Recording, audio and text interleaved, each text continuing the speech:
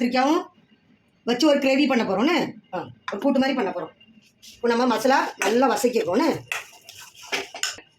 வெறும் வெங்காயம் தேங்காயெல்லாம் போட்டு மல்லி எல்லாம் போட்டு சீரகம் எல்லாம் போட்டு வறுத்து ஒரு மசாலா வசக்கிருக்கோன்னு அரைச்சி வசக்கிறோம். அதுக்கப்புறம் கொஞ்சம் வத்த பொடி போடுறோன்னு மிக்ஸு மசாலா பொடின்னு ஆச்சி மிக்ஸ் மசாலா ஆச்சி மிக்ஸ் மசாலா மஞ்சள்னு கொஞ்சம் நல்ல மிளகு தட்டிடுன்னு நல்ல கொஞ்சம் காயப்பொடி கொஞ்சம் சால்டு இதெல்லாம் போட்டு போடுறோன்னு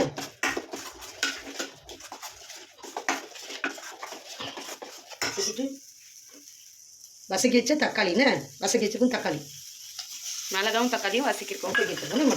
அதையும் அதுக்குள்ள போட்டு கிண்டிக்கணும்.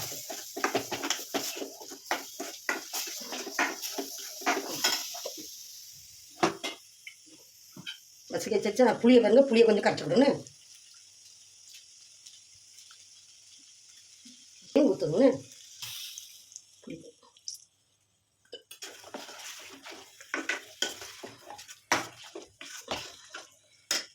வெண்டைக்காய் ஊற்றிக்கணும். வசக்கி வச்ச வெண்டைக்கான்னு வசக்கிக்கணும்.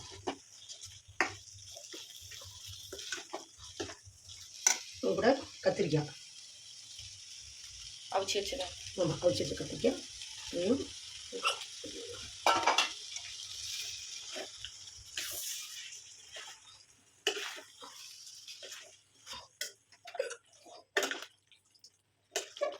ஆக்சுவலி அவிக்கிறத விட பொரிச்சு எண்ணெயில் போட்டு வசக்கி வச்சுருக்கோம். அதுக்கு தெரியும். தால்சம் பண்ணி வச்சுருக்கோன்னு தால்சம் கடுகு வெங்காயம்லாம் போட்டு தால்சம்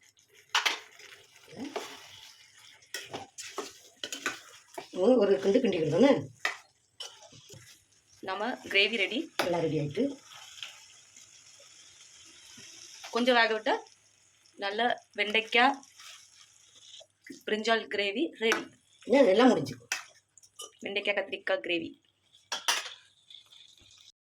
வச்சிருக்கோன்னு இது வெண்டைக்காய் செம்ம டேஸ்டியான கத்திரிக்காய் வெண்டைக்காய் குழம்பு ரெடி. ரெடி கத்திரிக்காய் வெண்டைக்காய் கிரேவி ரெடி.